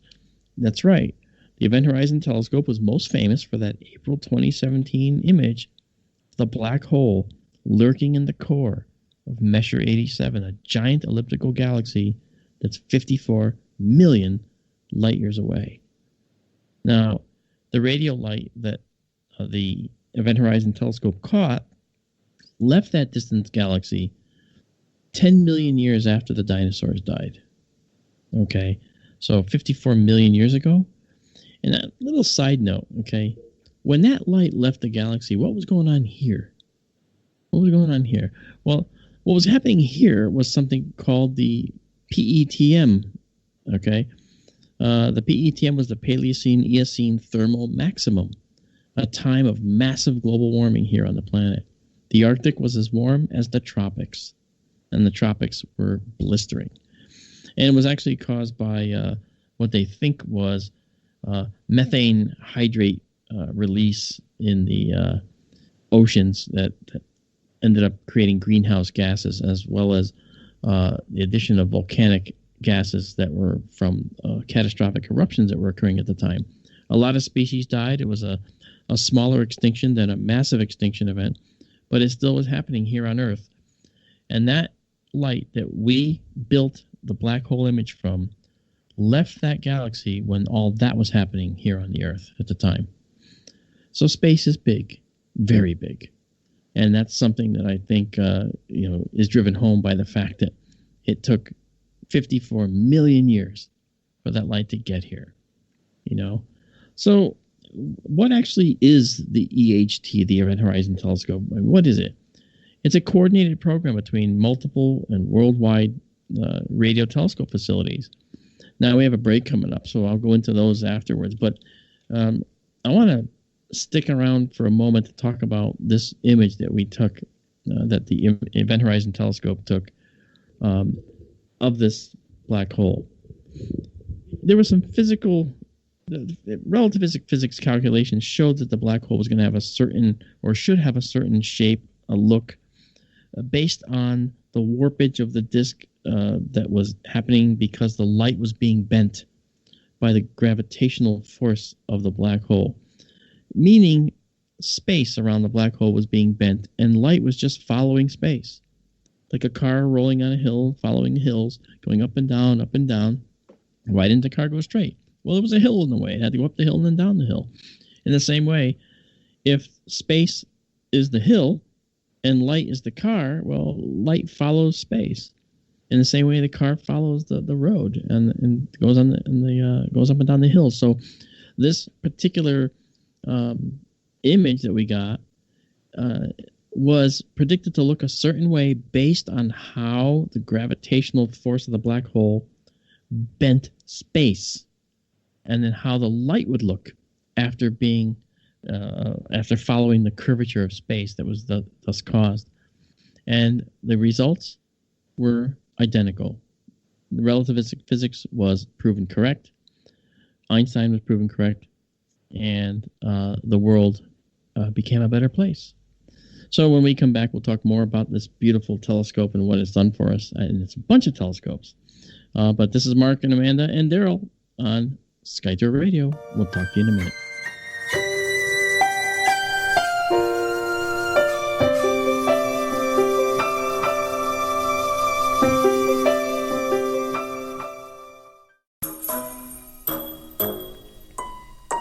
When you're in the house for longer periods of time, you can see them flying or running across the floor.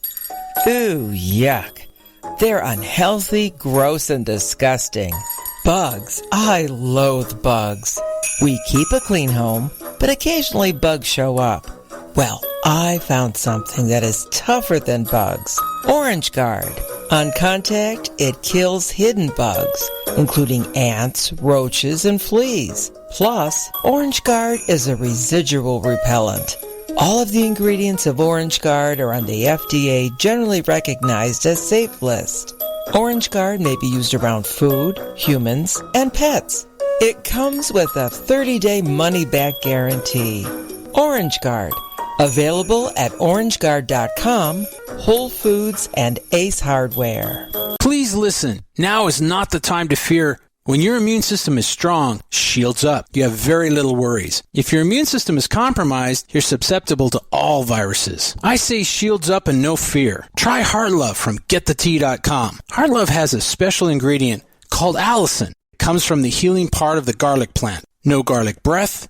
No garlic leaking out your pores, just pure immune-building ingredients that gets your shields up. Heart Love is a unique blend of herbs that loves to build you up. Google garlic and know the benefits. One Heart Love pill is equal to 20 cloves of garlic. 20 cloves! Shields up. You've heard of our Life Change Cleansing Tea at GetTheTea.com. Now try Heart Love. And by the way, take your blood pressure and watch weekly what happens. So here's how to purchase. Log on to GetTheTea.com. That's GetTheTea.com and build your shields. That's GetTheTea.com. Mention Ray in the coupon code and hit apply and receive free shipping. The Liberator Rocket Heater will heat your home for free. The highly efficient Liberator Rocket Heater has no moving parts. It's safe and strong, constructed of quarter-inch steel. So like all things made in the USA, it's built to last. Uses any kind of wood, sticks, even scrap in its gravity-fed firebox. And it heats workshops, homes, garages, outbuildings, industrial areas, and barns. Watch the video of this blast furnace stove in action. Visit RocketHeater.com. That's RocketHeater.com. Hi, Ray Sobbs here with the KGRA, stopping by to wish you and your family a wonderful, magical, and blessed Christmas season. Happy holidays, everyone.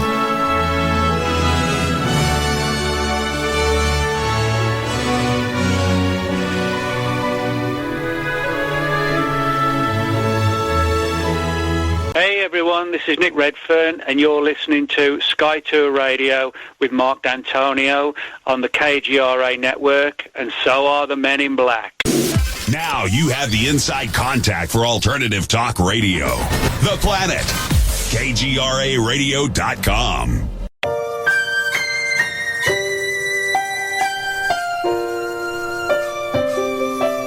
Hey, welcome back to Sky Tour Radio. This is Mark D'Antonio with Amanda Curran and Daryl Mason. We are your ever-loving Sky Tour Radio team that brings you astronomy, the night sky, and all kinds of things. We'd love to handle your questions. Why don't you toss us one we can't answer? I dare you. Come on, you can do it. Ho, ho, ho, ho. You just directed to me. Yes, that you know. No, not at all. Got a funny answer that has no basis in science. Oh, stop. You know what? Directed to me. Remember way back in the beginning, folks, Sky Tour Livestream first started. Amanda joined as the co-host on Sky Tour Livestream. This was before you, Daryl, before we started with Daryl. And we ended up, she ended up asking questions that were truly amateur questions, which was good because she was asking questions that everybody else that wasn't asking the questions was thinking probably, but wanted to know the answers to. It rapidly turned out that she was very, very good at asking the questions people wanted to hear answers to. So the pairing between us for Sky Tour Livestream turned out to be very beneficial for everybody. And, I've said before, Sky Tour Livestream rapidly left being just me, and it quickly became on us. There's no, I and we, right? So that's what happened. And then when Daryl joined us, then that became even more the case, right? So you got his astronomy perspective from a true visual observer, visual astronomer view, my astronomy from my perspective, and then Amanda's astronomy from her perspective. And she knows, and we know that she's not an astronomer by training, but she's picked up an awful lot, and we're so very proud of how much she knows now about astronomy. She knows more than she realizes. And it comes out when she starts to answer my questions and cut me off and just overtalk me to answer the sentence, to give the sentences that are the right answer. I love when she does that because it shows me that she has this passion for answering astronomical questions. Plus, she's just so charming. Oh, thank you. She is, Everything's better with Amanda. Thank you. Yeah, it sounds like a ad for margarine, though. Remember that? Everything's better with Blue Bonnet on it. Oh, God. Yeah, I know. Mantequilla. Oh, no, not that. Parquet. Oh, no. Butter. Yeah, so that's what's interesting. I've watched, and Amanda, I don't want to embarrass you, but maybe I do. I've watched But you're going to anyway, yeah. I've watched Amanda grow on this show so much, and on Sky Tour Livestream as well. I think it's on Sky Tour Livestream where she actually picked up most of the astronomy that she knows, because we talked more informally about things like the spectral class of stars. What do the colors mean of the stars? Why are the stars in color? And right now, I know she can answer those questions. And for instance, like the spectral class of a star is part of the solution as to what the full description of a star is. There's something else called the luminosity class, which I don't expect her to know because they can be a little convoluted. That's the 1A, 1B. And as you can see, 2A. See what I mean, folks? This is the thing. She knows more than she realizes. Oh, that's the 1A, 1B. Yeah, Amanda. That's the 1A, 1B, where the 1 is a Roman. It's still pretty basic, but if I saw a picture of it, I would know what it is. I don't think I'd be able to read it or decipher it, but I'd at least have a clue from seeing it from you guys and hearing it explained. I'm not at the level where I could explain it to a newcomer, but I'm still in the middle. I pick up a few things still go over my head, but you guys are so awesome. You have so much patience. You never make me feel like it's a stupid question, or if I made you repeat it 1,000,000 times, you'll do it one more if it might make the difference. So I think that's really why people keep coming back. That you guys not only have the knowledge but the patience to deal with people like us. So I still think Amanda Astronomy, all one word, would make a great T-shirt. Oh my God. Amanda Astronomy. Yeah, that's a good word. Yep. Yeah. I've heard it before.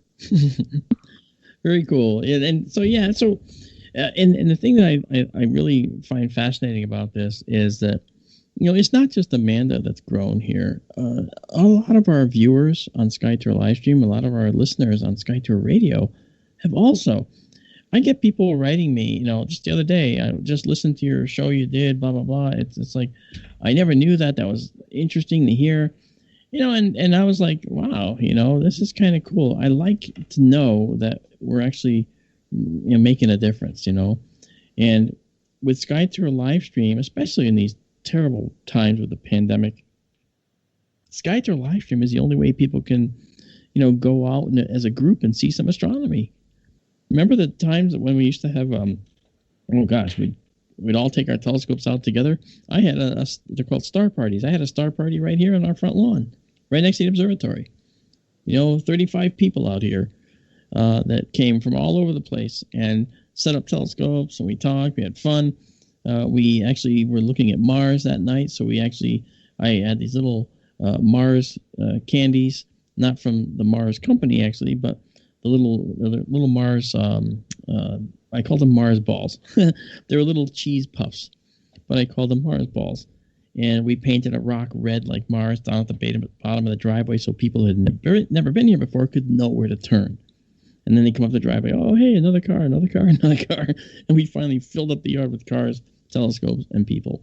And it ended up being really, really cool. So, that, and watching people grow in astronomy is really most impressive because, as Daryl pointed out earlier, nobody looks up anymore. And I've taken it as my mission, as has Daryl, and even you, Amanda, to make people look up, except while they're driving. Amanda, yes, except while they're driving. Okay. That's right. That's right. And so looking up in the sky is really, I think, the most important thing you can do. Because you'll see things like meteors, you'll see stars, you might actually see, comets if there's a comet nearby, and of course you'll see the planets as we are talking about tonight and have talked about tonight. It's just a beautiful, beautiful thing, and if you can take a little, after dinner snack, and maybe some wine, and go away with your favorite person and just set up a blanket and lay down and count the meteors that you see. After a few sips of wine, you may not care about meteors anymore. I get it. But, the intent is there. So it's really, a fun thing to do. Now, you have to be careful about wildlife, too. I can't do that here because we have bears and now we have mountain lion in the area. So I can't. You just reminded me of a story. Can I tell quickly? Please do. When I was doing public programs for the state parks back in the 90s, I would get a free campsite each time I went to the state park in exchange for my services. And one time I noticed that another couple, I camped in a tent site, and another couple had transgressed somewhat, had come over onto my site to pitch their tent. And I talked to them, and they were there to watch the Perseid meteor shower, which is one of the events I did every year. And that night, I was at a cold camp. I was sitting out in the dark at a picnic table watching the sky, and I heard these sounds coming from the tent that the other couple was in, and they were going, ooh, ah. Ooh, ah.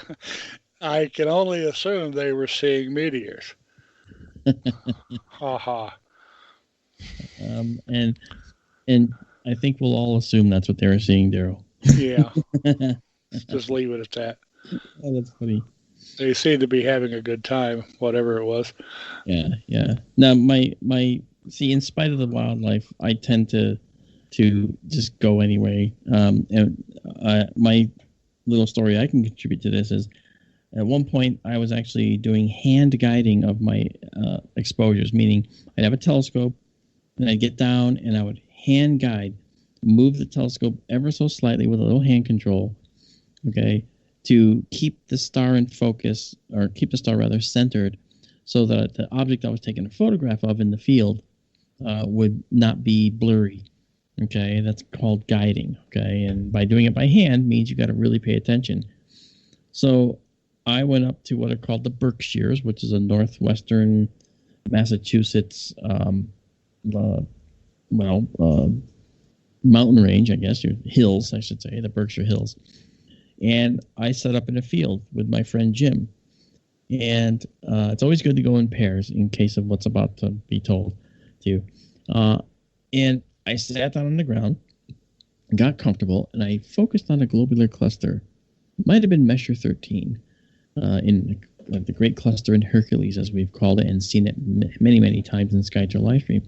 And as I'm guiding, I can hear Jim breathing real heavy, and I'm like, okay, what's going on here? And I'm hearing, and I go, Jim, you okay? And he doesn't answer. All right. And I'm guiding now for about 20 minutes. And I'm looking at the sky, checking the guide thing, and I'm still hearing breathing right to the left of me. I'm thinking Jim's there playing the game. Stop it, man. I said, stop it. Will you cut it out? And at one point, he even waved away. I waved at him because I saw kind of his mask there in the darkness. And I waved at him to whack him and stop him. And that's when I heard his voice behind me in the car going, Mark, that ain't me.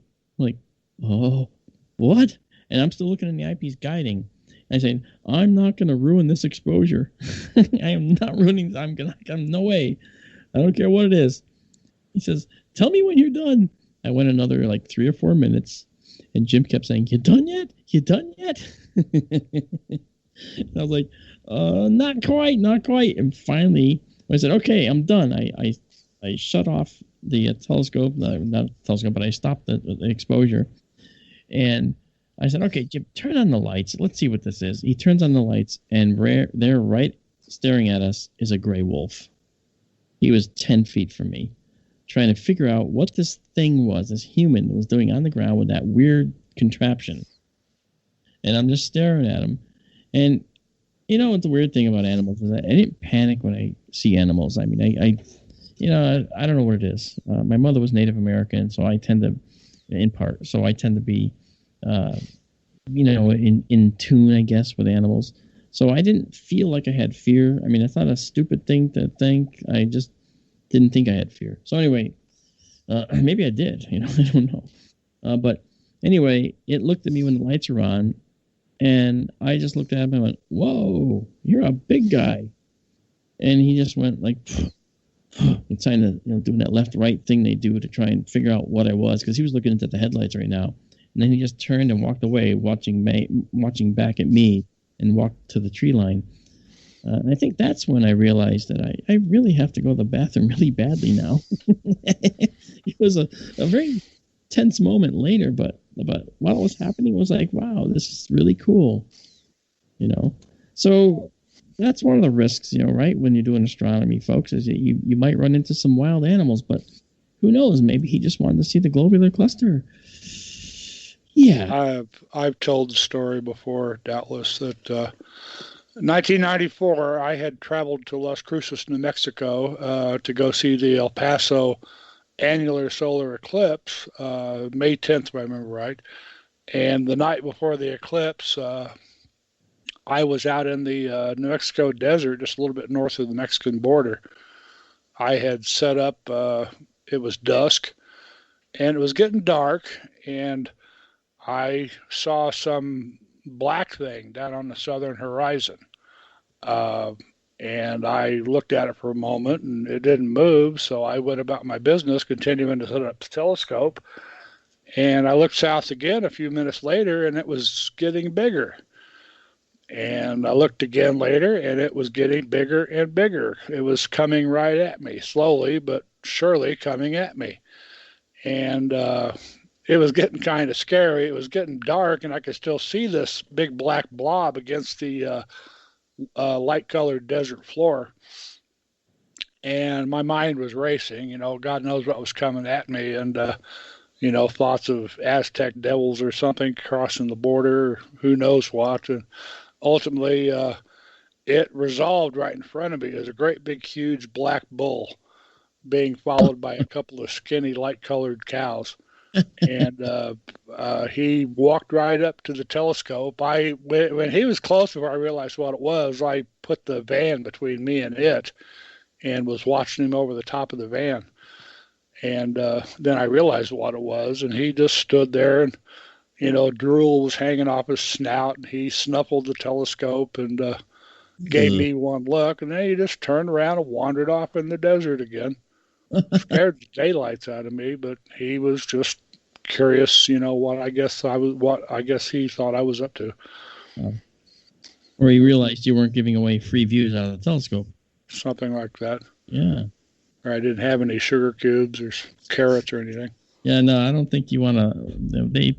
They may mean well, but boy, they're like, the phrase "bull in a china shop." They don't mean to destroy everything, but just by the fact that they're bulky, they could step on your foot. Have you ever been stepped on by a horse or a cow or anything? I've been stepped on by a horse, and I can tell you, they're so big that it takes them time to move. And the last thing you want to do is push them off of you, because if you push them, they lean into you and make it worse. I discovered that fast. So I actually had to reach over the top of this Palomino and yank him toward me, in which case he immediately stepped off my foot, and I could then let out a scream, yow, because it was really, really painful. But before we go down this memory lane here, I think I love the stories too.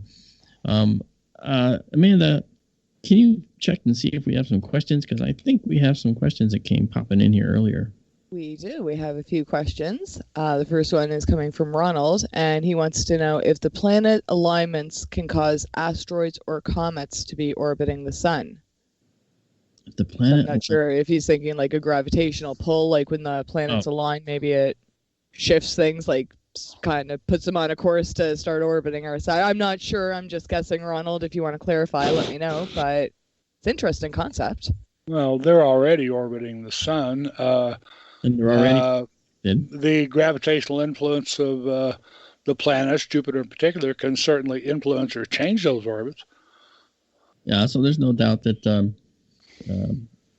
But can the alignments cause asteroids or comets to be orbiting them? Well, yeah, Ronald. The question's just a little vague, but clarify it to Amanda, and Amanda, give us the next one. Okay, Charles wants to know, in your opinion, both you and Daryl, what is the next big question in astronomy that might be answered soon as we go into a new year? Good question, Charles. That's great, Charles. Yeah, I can take that one first, and Daryl, if you have an answer, you can certainly chime in. Go ahead. I think that the next big question that we're going to answer is whether there's life in our solar system. And I think that the rover that's going to land there in February, which is only a couple months away. On Mars, you mean? Yes, I do. The Perseverance rover that's heading to Mars, that's going to be able to tell us a couple of things. Number one, is Mars potentially habitable by humans? Can we go there and survive there? And there's going to be a lot of factors, a lot of experiments that are being brought with the rover that are going to test that possibility. Namely, they're bringing pieces of helmet material. They're bringing pieces of suit material that we might wear on Mars. And they're going to see how it holds up to the Martian environment. They're bringing an experiment called MOXIE, which is the Mars Oxygen In Situ Experiment, which is going to take carbon dioxide, which makes up the bulk of the Martian atmosphere, and convert it to oxygen. Now, it's only the size of a car battery. It's a smaller version of what would be a much larger scale object. But if this works, then it means that we don't have to bring the very expensive oxygen to Mars and use to breathe. We can create the oxygen we need, not for just breathing, but for also making rocket fuel, because oxygen is the other big component of rocket fuel. So the big question then is going to be, does Mars have the ability to support us? Now, why would that be bigger than if there's life? It's not. But the question of whether Mars can support us is going to come sooner than whether we can find life, because the Perseverance rover is going to be also looking for signs of life on Mars, just like every single other NASA vehicle to Mars has done. You know, when people say there's no life elsewhere, then how come every single mission to Mars and to other places in the solar system has had on its docket finding signs of past or present life wherever they're going? Okay? Even the New Horizons mission, finding signs of past or present life. All the rovers on Mars, all the orbiters, finding signs of past or present life on Mars. You see, we don't want to be alone, do we? We don't really want to be alone. We want to find other life, and that life is probably going to be carbon-based. We're carbon-based. Yes, I'm a carbon bigot. I realize that. Okay, I dare say that Daryl might be a carbon bigot too. You know, but only he knows. But the fact is, carbon is the most amazing element in the entire periodic table. It bonds with more things than anything else, creates more compounds than anything else, way more than silicon. I know that people say, what about silicon-based life?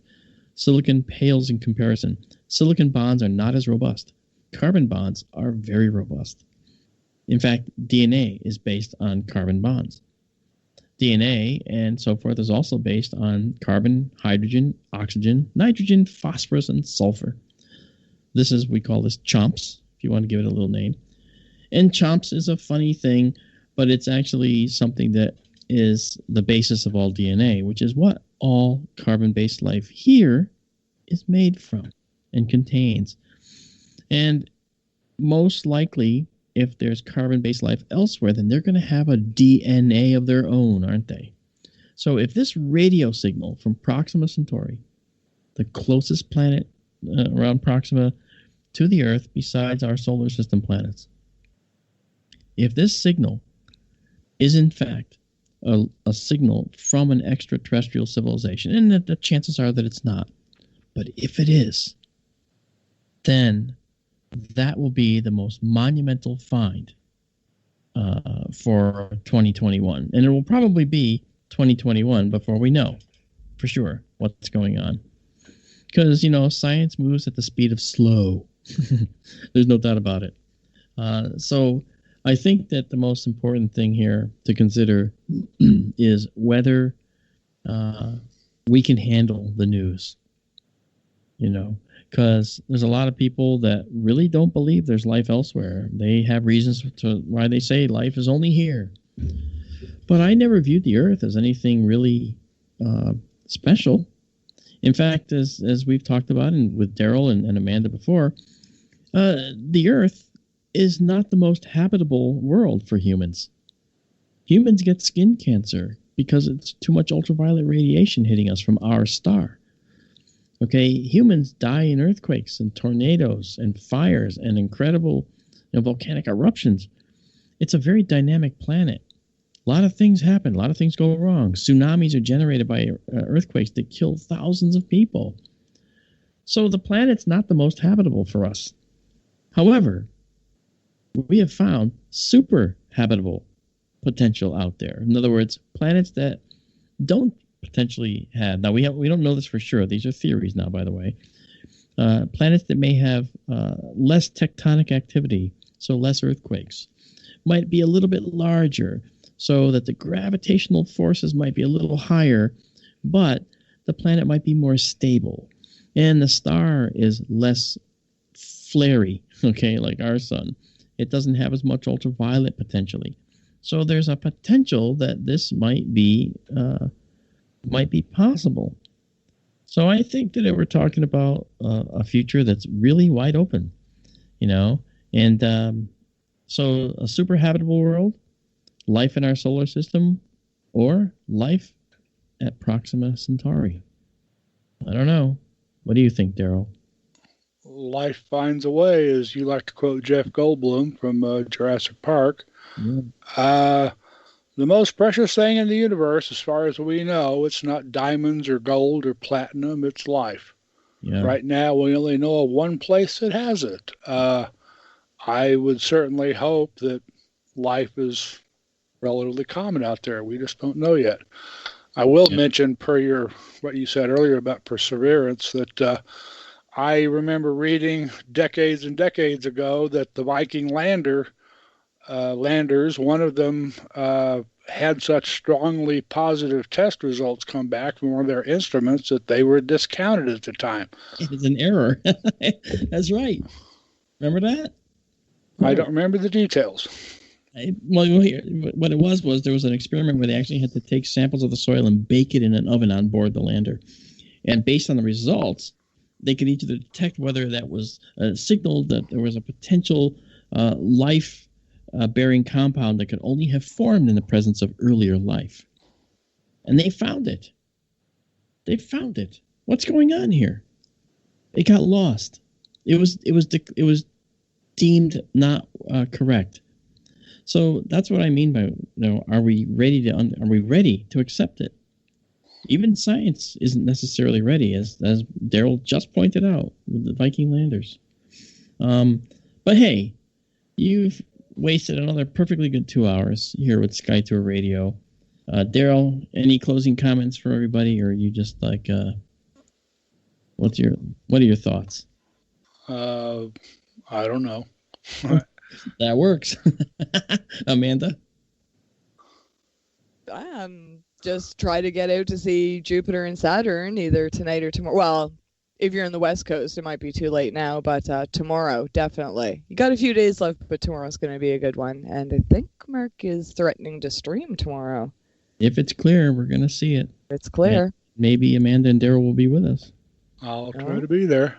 Yeah, if it's clear, we're going to do it. And if it's clear during the day, then we're going to do a daytime stream and try and see it during the daytime as well. Oh, really? Right. Yes. Cool. Let me know. I will. Folks, you guys have a good night. Thank you for joining Sky Tour Radio with all of us. From me and Amanda Curran and Daryl Mason, we think the world of you. And remember, and don't forget. Happy Christmas, because we won't be back until afterwards. So happy holidays, however you guys celebrate, and be safe and have fun. Yeah, I wasn't sure if I was going to say happy or merry or holly jolly or whatever. However you celebrate, have a holly jolly Christmas. Yeah, a holly jolly Christmas. It's the best time of the year. Remember that? There you go. I do. Rudolph. It's not Christmas until I see Rudolph on TV. Yeah. Hey guys, claymation. Even I had to suspend disbelief one time. I know we're going over, but you know what? You got to hear this. As an adult, I was driving back with my children in the back seat from across in Massachusetts. I'm in Connecticut, and I looked up in the sky, and I saw this red object going through the sky all alone. Clearly, this was actually before drones or anything like that. It wasn't blinking. I was like, whoa, I don't know what this is. And I actually, for a moment, thought, could it be? Could it be that this is all true? In any case, you guys have a good holiday. And we'll catch you on the other side. And remember, when you go out, keep looking up. Except while you're driving. Ho, ho, ho.